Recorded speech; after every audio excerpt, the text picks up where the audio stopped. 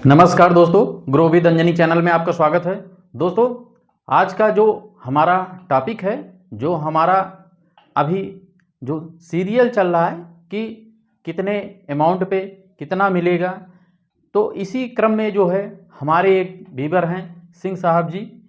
सिंह साहब जी जो है एक इनका प्रश्न था कि सर 10 लाख लमसम 10 साल के बाद कितना मिलेगा।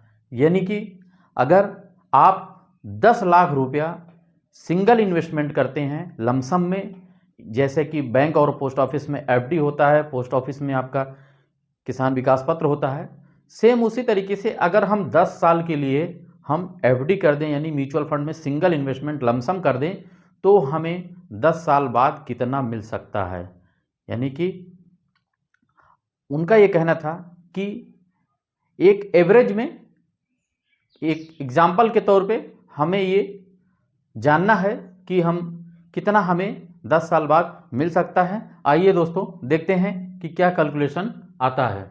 दोस्तों, आज मैंने जो एक्सपेक्टेड रिटर्न लिया है वो 15% का ही लिया है, क्योंकि 15% जो आपका है ये एक हम एवरेज मान के चल रहे हैं। अगर आपका एक्सपेक्टेड रिटर्न फंड परफॉर्मेंस कम आता है तो कम हो सकता है आपका रिटर्न, और ज़्यादा होगा तो ज़्यादा रिटर्न हो सकता है, लेकिन एक एवरेज में है। और 12-15 ये एवरेज में ही रहता है, 12% 15%। तो अगर आपका जो फंड सिलेक्शन है, फंड जिस फंड में आपने इन्वेस्टमेंट किया है, लमसम किया है, आपकी स्ट्रेटजी क्या है लमसम करने की, क्योंकि लमसम पैसा जो है जब भी इन्वेस्टमेंट होता है तब जो है आपको बहुत सारी चीज़ों का ध्यान रख करके ही अपनी स्ट्रेटजी के आधार पर ही जो है इन्वेस्टमेंट करना पड़ता है। जैसे कि अगर मान लीजिए आप 10 लाख रुपया इन्वेस्ट करना चाहते हैं, तो 10 लाख रुपया इन्वेस्ट करेंगे। अगर आप एक ही बार में एक ही जगह आपने पैसा लगा दिया और मार्केट उस समय टॉप पे है, तब फिर आपको कुछ दिन वेट ज़्यादा करना पड़ेगा, यानी कि रिटर्न आपका प्रभावित हो सकता है।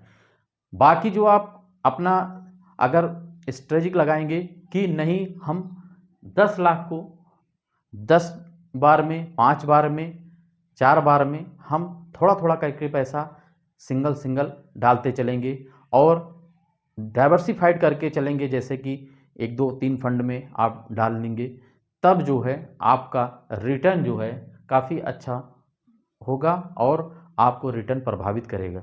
इसलिए जो है आज हम जो एक्सपेक्टेड रिटर्न लिए हैं 15%, आइए देखते हैं कि 15% पे क्या कैलकुलेशन आता है। आपका यहाँ इन्वेस्टेड अमाउंट होगा 10 लाख रुपया। वन टाइम आपने एक बार इन्वेस्ट कर दिया, उसके बाद जो है आपको रिटर्न देखना है 10 साल बाद। 10 साल बाद इसकी इस 15% के हिसाब से एक्सपेक्टेड रिटर्न 40,45,558 रुपया आपका बन सकता है। अब यहाँ आप देखें कि इस 40,45,558 में आपने कितना रिटर्न एक्यूर्ड किया। रिटर्न एक्यूर्ड का मतलब कि आपने जितना मूलधन लगाया था वो तो आपका अपना खुद का कैपिटल है, तो इस पे आपको कितना मिला। तो ये रिटर्न एक्यूर्ड आपका 30,45,558 रुपया आपका ये रिटर्न एक्यूर्ड हो गया। अब दोस्तों इसी पे आपका टैक्स का भी कैलकुलेशन होगा। जो कैपिटल गेन टैक्स लगता है म्यूचुअल फंड में, उसकी बात हो रही है। तो यहाँ पे आप जो है लमसम किए हैं, यानी कि वन टाइम सिंगल इन्वेस्टमेंट, और 10 साल का समय लिए हैं, तो 10 साल में आपका ओनली LTCG ही बनेगा, यानी कि long term capital gain tax. आप यहाँ देखें टैक्स का जो कैलकुलेशन है वो 3,81,451 रुपया। अब ये 3,81,451 में आपका LTCG ही बनेगा, शॉर्ट टर्म यहाँ नहीं बनेगा, क्योंकि आपका अगर SIP होता तो यहाँ शॉर्ट टर्म भी बनता। ये लमसम है इसलिए आपका LTCG ही बनेगा। दोस्तों, ये रहा आपका 10 लाख पे एक सिंपल कैलकुलेशन। और आप जो है जब भी अपने पैसे को इन्वेस्ट करें तो लमसम में जो है आप इन्वेस्ट करते समय ऐसा नहीं कि एक ही दिन में आपने सारा इन्वेस्ट कर दिया, ऐसा नहीं करना है। आपको इन्वेस्ट करते समय जो है अपनी एक रणनीति बनानी है कि हमको 10 लाख रुपया इन्वेस्ट करना है, तो कैसे करें। कैसे करने मतलब आप उसको 10 लाख एक बार में भी इन्वेस्ट कर सकते हैं, आप उस 10 लाख को 5 बार में इन्वेस्ट कर सकते हैं, आप उस 10 लाख को 10 बार में इन्वेस्ट कर सकते हैं। कहने का मतलब ये है कि आप उसको टुकड़ों में करके, छोटा छोटा करके, थोड़ा समय लेकर के, मार्केट को देख देख करके, देखते हुए आप इन्वेस्ट करेंगे। और एक ही फंड में ना करके आप 1 2 फंड 3 फंड ले सकते हैं, जो आपके परफॉर्मेंस में, जो आपके इन्वेस्टमेंट में बेस्ट दिखे और आपको लगे, या आप अपने वित्तीय सलाहकार से राय मशविरा करके तब आप जो है इन्वेस्टमेंट करेंगे। और एसटीपी के माध्यम से भी जो है आप अपने लमसम को इन्वेस्ट कर सकते हैं। एसटीपी में भी आप कम कम 10 लाख पे 6 महीना, 7 महीना, 8 महीना, 1 साल का समय ले सकते हैं। क्यों? क्योंकि आप अपने रिस्क को कम करेंगे।